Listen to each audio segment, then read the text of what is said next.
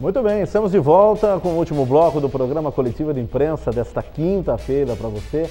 Estamos entrevistando o cardiologista, Dr. Murilo Antunes, é o nosso convidado de hoje, está falando do coração e hoje elucidando a todos nós em muitas situações, um programa para ver e rever várias vezes, para você sempre anotar aí e mudar um pouquinho a sua qualidade de vida. Ao lado de José Neto, da Rádio Bragança AM. O programa Coletivo de Imprensa, todas as quintas, às 10 da noite, é o nosso encontro.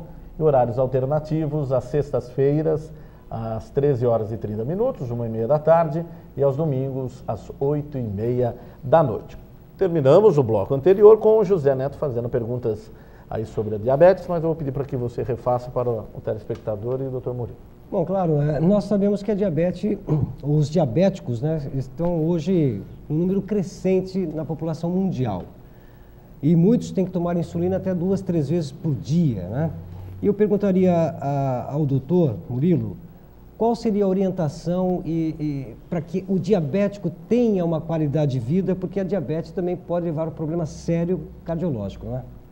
Eu acho que o diabetes, assim, a principal conduta que tem que ser tomada para prevenir tantas doenças do coração ou as complicações do diabetes é muito simples, é o controle do açúcar no sangue. Tá, lógico, muitas vezes vai precisar ser de insulina mesmo, algumas vezes com um remédio, como se torna muito avançado, vai precisar ser usada insulina, mas todas as doenças relacionadas ao diabetes estão relacionadas ao nível de açúcar no sangue que esse paciente viveu por tempo.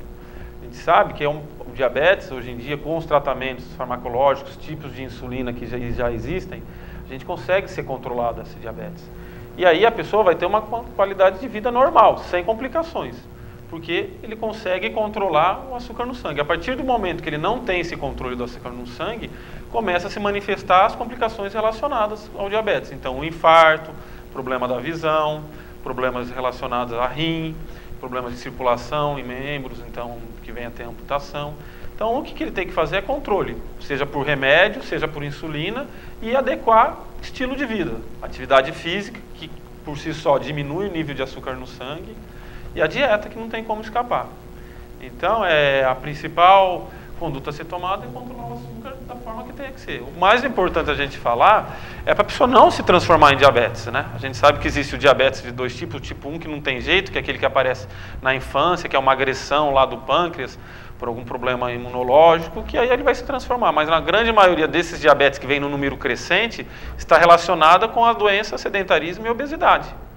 Então, é uma doença por causa do estilo de vida. Se a pessoa não ter o estilo, não adotar o estilo de vida adequado, a chance de ele virar diabetes aumenta. E aí a gente trata a complicação, o diabetes, porque ele não se tratou no início. É a outra ponta, né? É a outra ponta. E aí trata o diabetes, aí infelizmente ele não faz o controle adequado do diabetes com o remédio, aí acaba de se exaurir a quantidade de insulina no corpo, aí tem que tomar insulina porque não tratou. Não faz o controle adequado, porque não fez atividade física, não fez a dieta, aí vamos tratar as complicações. O infarto, a cegueira. Então, o diabetes não tem cura? O diabetes atualmente ainda não tem cura. Nós tratamos a complicação, mas é uma doença que a pessoa convive bem desde que controle os níveis de açúcar. Entendi. Então, você pode ver uma vida normal, dependendo de remédio, controlando o nível de açúcar. O açúcar é esse veneno todo, doutor Rodrigo? Então, o açúcar é esse veneno todo. Tem que tomar cuidado porque, pra você ter uma ideia, pacientes diabéticos, nós quando tratamos esses pacientes em termos de doença cardíaca, né, chance de infarto, mesmo que ele não tenha infarto, nós avaliamos como se fosse um paciente que já teve infarto, porque a chance de desenvolver um infarto é muito grande. Então, um paciente que chega num pronto-socorro, por exemplo, só por ele ser diabético, a gente já considera como se fosse um paciente com um histórico de infarto em algum momento da vida. Doutor Murilo, hoje se fala muito de tratamentos com célula-tronco, está avançando muito isso. Para problemas cardíacos, existe algum segmento nessa linha? A célula-tronco pode ser também uma luz no final do túnel para os problemas cardiovasculares? Pode. Tem muitos pesquisados sobre isso, das células-tronco. No INCOR existe um grupo de pesquisa que faz pesquisa de células-tronco no coração, mas ainda está uma fase que nós estamos engateando, podemos falar assim, para as doenças do coração, porque eles nem sabem direito como cultivar células-tronco para o coração, primeiro. Segundo, como vai ser injetada essa célula-tronco no coração. Então, existem algumas técnicas, por via de cateterismo, que se injeta essas células. Então, existe uma pesquisa no INCOR para as pessoas que têm problema de angina e dor no peito. onde eles fazem o quê? Ele vai fazer uma cirurgia de coração para colocar uma safena numa mamária, e naquela região onde não tem chance de colocar uma artéria, eles pegam e estão injetando células-tronco por ali. E estão tendo alguns resultados animadores. Mas ainda é muito engateando sobre isso ainda. Muito cedo. Muito cedo para a gente falar em alguma coisa. Quem sabe no futuro, pacientes com coração dilatado também têm se injetado células-tronco e sabe que já tem alguns que têm resposta, melhora esse coração e pode às vezes até estar saindo de uma fila de transplante, teve alguns casos assim, mas em termos de tratamento comprovado para ser liberado ainda não tem nada, está muito em pesquisa inicial ainda. Tem uma pergunta que veio de uma mãe da Atibaia, dona Suzana. Ela perguntava em relação, ela se preocupa com as crianças que vão a parque de diversões. Ela tem uma filha que vai para Disney, aquela coisa toda lá. Ela falou, parece que nunca ninguém dá essa orientação. Existe crianças com problemas no aparelho de parque de diversão que possa descobrir naquele momento que não era o lugar dela? A gente imagina que essas doenças em crianças são doenças que elas já nasceram, genéticas, já passaram em consulta com algum médico na pediatria. Não é uma doença que ela desenvolveu naquele momento, entendeu? Mas existe. Se for uma emoção muito grande num parque de diversão, uma mudança brusca de uma posição, pode acontecer de desencadear uma arritmia para quem tem um coração estruturalmente não normal. Mas isso não precisa criar uma neurose, uma coisa que tem que ser avaliado para ir para um parque de diversão. O que conta é o que a gente sempre falou, uma história de antecedentes, familiar principalmente, e um exame simples em algum médico pediatra. Porque nem uma criança que já teve histórico de sopro na infância, que o pediatra viu, tem que saber se tem esse sopro ou não. Dependendo do tipo de sopro, ele não pode passar numa emoção num parque de diversão, dependendo do tipo de brinquedo. Pode acontecer. O sopro a gente ouvi bastante. O que é o sopro exatamente? Quando falaram que a criança tem sopro, o que é exatamente? Sopro é um nome geral que a gente fala quando a gente examina um paciente através de um aparelho e escuta um barulho do coração que a gente chama de sopro. Isso pode ser desde doenças relacionadas, que é o sangue raspando em alguma região do coração, e pode ser um sopro que a gente fala relacionado com a doença, normal. Então, sopro é isso que a gente fala, mas na presença de um sopro, sugere uma avaliação um pouco mais detalhada. É isso que a gente quer, chama atenção, mas não quer dizer que quem tem sopro tem doença. Existem os sopros de infância que desaparecem com a idade, isso é muito normal acontecer. Gestantes têm sopro, porque acontece isso mesmo, tem muito mais sangue circulante, está hemodiluído, o que a gente fala, então vai ter a presença de sopro, que é uma coisa fisiológica, isso que a gente fala, mas não quer dizer que seja doença. Doutor Murilo, voltando um pouquinho no início da nossa entrevista, o senhor falou mente sã, coração são. É coração bom, né? Eu pergunto, eu tive um caso, que eu fiquei sabendo, né? Esses famosos trotes, né? Que a filha foi capturada e a mãe, ao receber essa ligação, ela teve um infarto e morreu ali com o telefone na mão. E volto também na pergunta que o Antônio Carlos fez, grandes emoções para o coração, uma partida de futebol, como que tem aquela música que fala, meu coração é corintiano, né? E isso é verdade? Está ligado diretamente ao sistema nervoso, o nosso coração? Qual a ligação entre essas coisas? Isso é verdade, sim. Teve agora um estudo que saiu nos Estados Unidos, que eles acompanharam naquela região do Katrina, e viu que aumentou muito, após isso, a quantidade de doença cardiovascular e infarto nesses pacientes, né? O que acontece? O cérebro é o nosso comando, é o nosso CPU. Ele que vai comandar tudo. Seu coração disparar ou não, teu coração trabalhar mais devagar ou não. Ele tem essa capacidade através de liberação de hormônios.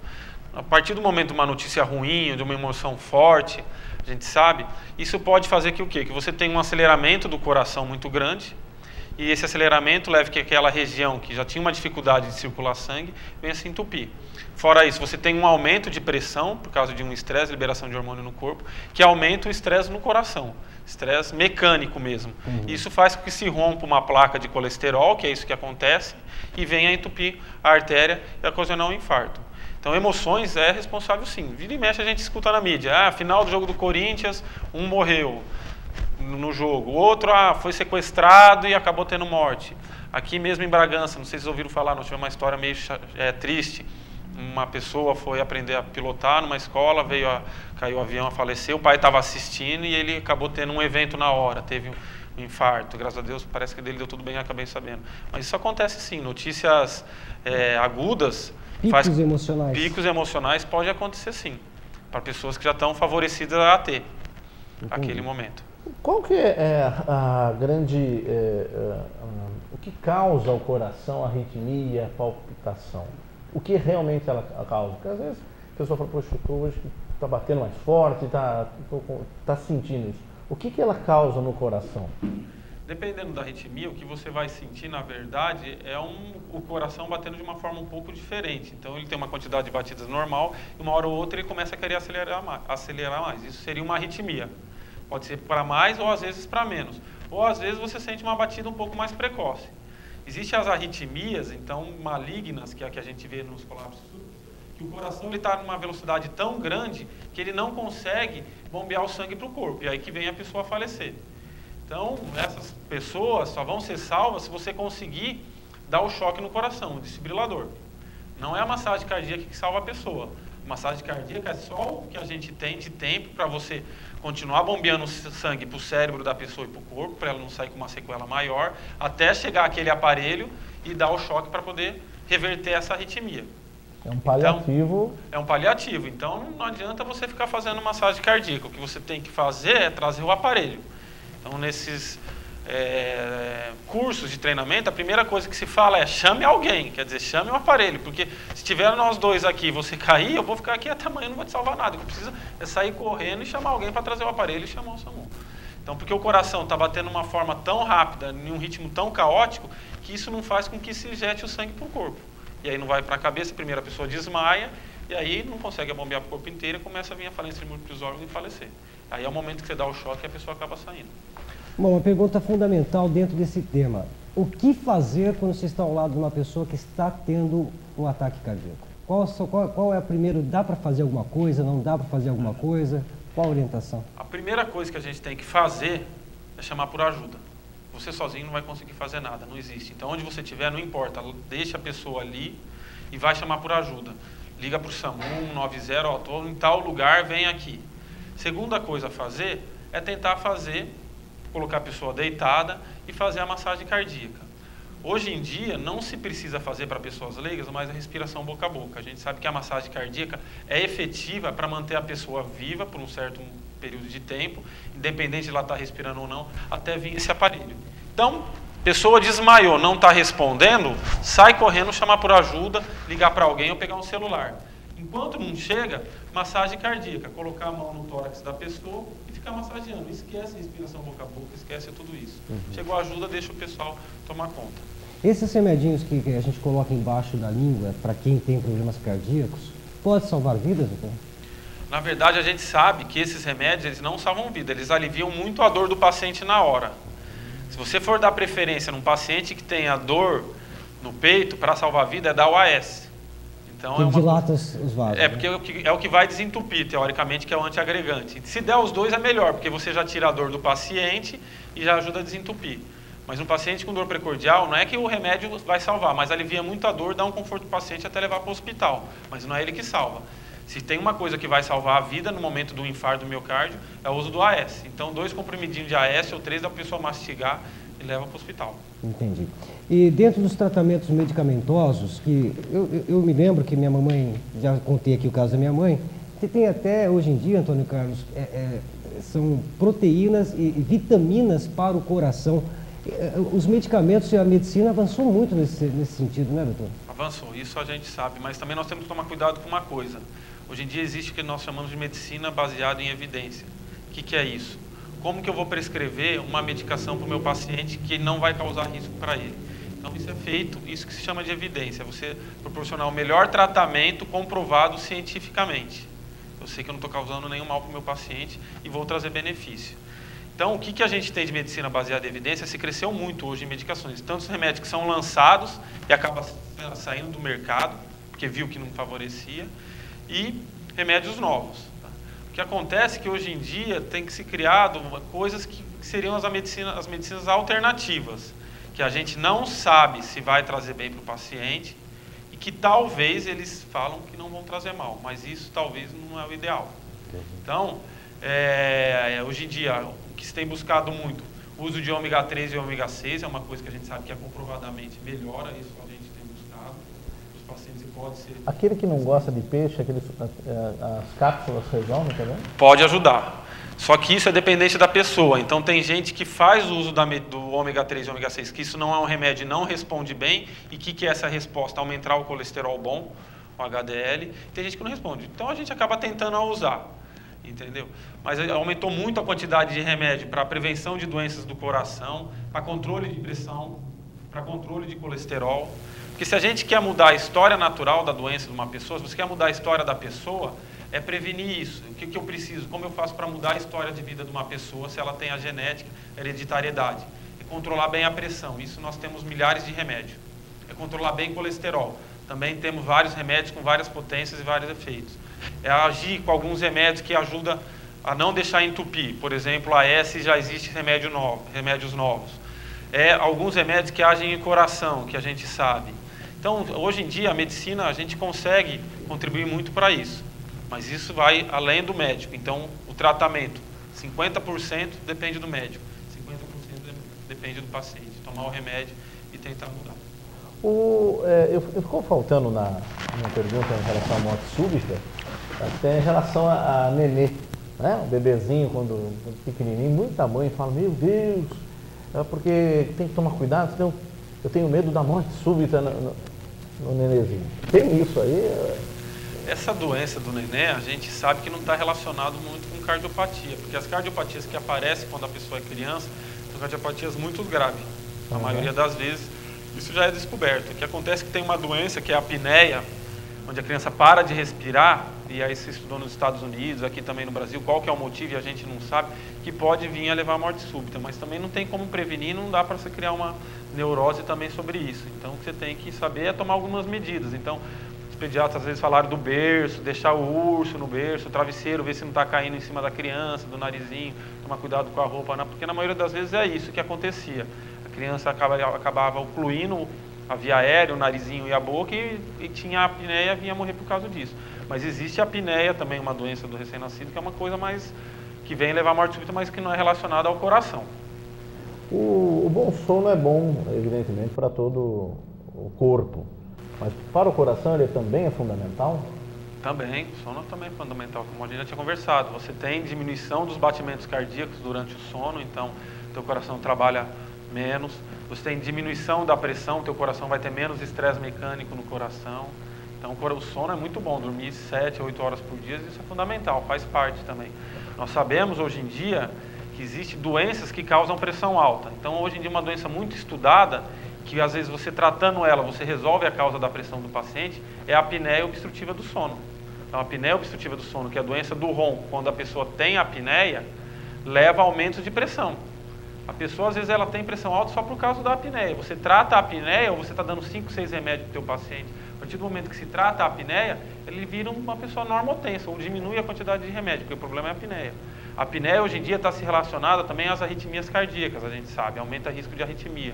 A apneia já está sendo estudada a risco de doenças cardiovasculares, principalmente o infarto também, porque a pessoa não entra no sono profundo, que é o sono REM, a pessoa que tem a apneia.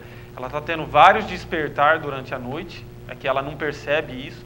Aquela pessoa que acorda de manhã fala, puta, não estou dormindo bem, meu sono está sempre picado, eu não sei o que acontece, acorda o corpo cansado, porque ele teve vários despertares, e não entrou no sono profundo, que é o sono que você tem uma oxigenação dos tecidos, a queda de pressão, a frequência cardíaca se diminui, que é o sono que faz, entre aspas, o descansar do corpo.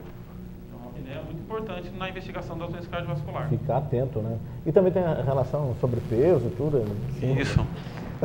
Dr. Murilo Antunes, podemos dizer que hoje, com todo o avanço da medicina, tanto dos medicamentos como também na própria parte tecnológica, hoje se morre menos de infarto do que há 20 anos atrás? Com certeza, isso já tem comprovado em estudos aqui do Brasil, por estudos de prevalência. Então, na década de 90, calculava-se em torno de 60 a 70, entre 60 e 70 mortes a cada 100 mil habitantes por ano.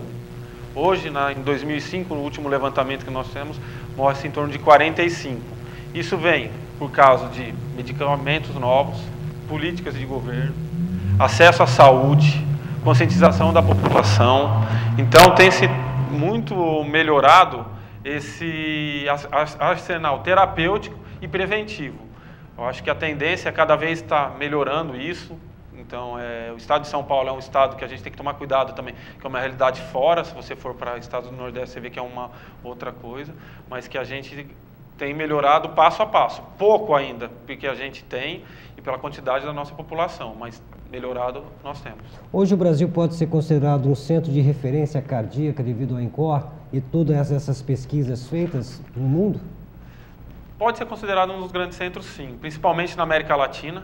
O principal centro aqui com certeza é o Brasil, vem pessoas do mundo, da América Latina inteira tratar aqui com a gente e tem se caminhado para ser uma referência. Em algumas áreas nós somos referências, a gente sabe disso, temos excelentes profissionais e a pesquisa tem avançado muito no Brasil. O Brasil não tinha essa cultura de pesquisa, mas hoje em dia tem se melhorado, graças a Deus. Então, o INCOR é uma excelência, uma referência em pesquisa, não só o INCOR, o Hospital do Coração, né? Também, o HC como um todo, tem se tornado referência em vários aspectos. Células-tronco, a gente tem um grupo muito bom. Genética, tem um grupo muito bom lá do INCOR, que tem se pesquisado as doenças genéticas. E graças ao incentivo também de que o governo tem proporcionado para essa pesquisa. Né? E transplante do coração já é uma realidade? Quantos transplantes são feitos no Brasil? Se há dificuldade de conseguir um coração em tempo de ser transplantado, tudo isso está nesse contexto. Comenta um pouco sobre o transplante. Não, o transplante de coração hoje em dia é uma terapia realidade no Brasil, mas a gente sabe que isso está limitado a grandes centros, né? Então o INCOR é um dos centros, estado de São Paulo, as capitais de uma forma geral têm o transplante do coração. O grande problema do transplante do coração se torna a doação de órgãos, porque a gente sabe que temos pessoas capacitadas, tem pessoas necessitando, mas a doação de órgão hoje é uma coisa que ainda não está sendo muito ativo, tem tido várias campanhas, mas acaba esbarrando nisso. Tá? Uma pessoa com transplante de coração acaba tendo uma vida normal, então aquela pessoa que iria vir a falecer mesmo em um ano acaba tendo vida normal, lógico, com suas restrições com remédios, mas acaba tendo vida normal, mas é uma realidade sim. Falar a quantidade de transplantes por ano, eu não sei propiciar números, mas a gente tem uma quantidade aceitável, mas acaba sendo limitado a grandes centros. Uma pessoa que vai para fila de transplante, ela tem que morar perto desse grande centro, porque a logística é muito rápida, então você está na sua casa, toca um telefone, ó, vai vir um transplantado, está a sua vez da fila, chamam 2, 3 pessoas, faz o painel que fala para ver se a genética, lá o DNA bate, então a gente sabe que está limitado nisso. Mas é uma realidade. Em outros países, Estados Unidos, isso daí já não tem mais o que falar, né? Já tem pessoas que acabam mudando para esses países ou para alguns estados para ser transplantado, não só de coração, como os outros órgãos. A gente sabe que Steve Jobs acabou trocando de estado porque queria uma fila por causa do pâncreas para mudar. E lá porque lá a medicina é paga, é diferente também isso. Mas é uma realidade. Mas no Brasil, eu acho que o principal para a gente melhorar isso seria a doação. Porque tendo doação, mais pessoas vão ser transplantadas e a gente não pensa o quê? Que é na curva de aprendizado. Vão ter mais médicos fazendo transplantes, os resultados vão ser melhores, vão ter mais gente tratando de pessoas transplantadas e o aprendizado em cuidar dessas pessoas acaba sendo outro. Mas isso, existe uma coisa principal, que é o doador.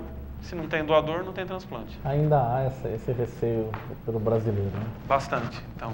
Até no ponto de falar, se eu chegar lá no céu, como é que eu vou fazer sem coração? Ainda tem, incrivelmente. O programa passou rápido demais. Acabou? Tá vendo que o assunto é bom? Muito bem. Passou rápido e o assunto foi demais interessante. Mas nós vamos fazer o nosso bate-bola rapidinho aqui com o Dr. Murilo Antunes, cardiologista. Hoje que nessa 1h30 nos deu essa aula sobre o coração e vários assuntos. Hoje eu saio daqui e vou rever, viu? Vou rever porque eu também. Vamos ter que rever. Mas vamos conhecer um pouquinho o Dr. Murilo Antunes com a gente. Murilo, se você pudesse voltar ao tempo e viver um único momento da sua vida, qual que seria? Acho que o nascimento do meu filho. É o melhor momento, eu acho que para um pai, a gente sabe, é um momento que você vê o filho nascer, eu acho que esse é o momento que a gente sempre quer voltar. E você como médico estava junto. Com certeza. Teve a felicidade. A educação nesse país, se as pessoas que têm assim o poder de dar atenção nessa educação, se ela pudesse dar, a educação mudaria o que nesse país? Acho que mudaria principalmente a desigualdade social, porque esse é o grande problema do nosso país. Muitas pessoas com pouco e poucas pessoas com muito. Através da educação você consegue criar uma população melhor, capacitada, com melhor saúde, com melhor assistência. Eu acho que principal é a desigualdade social. O Dr. Murilo Antunes não suporta o que no ser humano? A maldade. Acho que fazer a maldade. O brasileiro vai prestar mais atenção e dar atenção ao próprio coração quando? Quando saber que o coração muitas vezes é silencioso. Então, o que vale é a prevenção. O profissional que o Dr. Murilo Antunes trabalhou, conviveu e poderia destacar na vida, quem foi? Eu acho que o grande profissional é o meu orientador, o professor Edmundo Arteaga. Ele é um chileno, boliviano, e mora no Brasil, e ele é o maior estudioso dessa doença, a cardiopatia hipertrófica. Eu acho que essa é uma grande referência. Você defende tese esse ano ainda, né? Defendo o meu doutorado, se Deus quiser. Muito bem. O coração do Dr. Murilo Antunes, acho que eu já sei a resposta mais ou menos. O coração bate forte quando? Quando vejo a minha esposa e meu filho. Família. O livro da vida que indicaria, o que falaria? Acho que tem 2 livros interessantes. Eu acho um livro muito bom, Caçador de Pipas, eu gostei muito. E tem um livro que é muito interessante de ler e gostoso, que é Travessuras de Menina Má, do Mário Vargas Llosa, que foi presidente do Peru, se eu não me engano. A frase, o pensamento que leva na vida, Murilo? Acho que não é pensamento, é fazer o bem. Eu acho que se a gente está direcionado em fazer o bem em todos os aspectos, na nossa profissão, na nossa família, na nossa relação interpessoal com os nossos conhecidos, independente da classe social, raça, cor, estudo, eu acho que isso a gente deve levar, é o que guia a minha vida, fazer o bem sempre, em qualquer momento e em qualquer aspecto. Drauzio Varela, seu companheiro também, diz que ser médico é amenizar a dor do próximo. Para Dr. Murilo Antunes, ser médico é?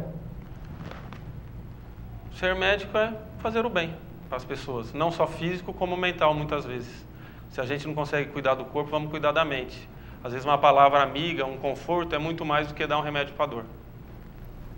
Muito bem. Murilo, obrigado por ter vindo, obrigado pela simpatia, por ter dado aí a honra de levar à população um pouco desse assunto, que eu sei que nós ficaremos aqui programas e programas falando do coração, mas sobretudo levamos aí o conhecimento e tentamos fazer aí a nossa parte, levar a informação e formar opinião lá fora. Obrigado por ter vindo. Obrigado, eu que agradeço o convite e fico à disposição para a gente vir discutir outros assuntos. Legal. Obrigado, José Neto. Eu que agradeço o convite mais uma vez, Antônio Carlos. Obrigado, doutor Murilo, por esse brilhante programa, esclarecedor e instrutivo e preventivo. Um abraço a todos os telespectadores. Só propaganda. A minha propaganda. Amanhã estaremos na Rádio Bragança AM 1310, estou aqui, 1310, com o programa Primeira Mão, com muitas informações, sempre ao vivo para você, com muita música, muita brincadeira e coisas sérias também. Forte abraço a todos. Muito bem, a você de casa, obrigado pelo carinho, pela audiência. Nós estaremos de volta na próxima semana com mais um programa Coletiva de Imprensa. Obrigado a todos vocês. Obrigado sempre. Hoje, ao lado de José Neto da Rádio Bragança, entrevistamos o cardiologista Dr. Murilo Antunes, que durante 1h30 respondeu perguntas desses entrevistadores sem saber previamente, de forma espontânea. Saímos daqui que a qualidade de vida, acima de tudo, é o melhor caminho, e a mente sã vai fazer a gente muito melhor. Um ótimo final de semana a todos e até semana que vem.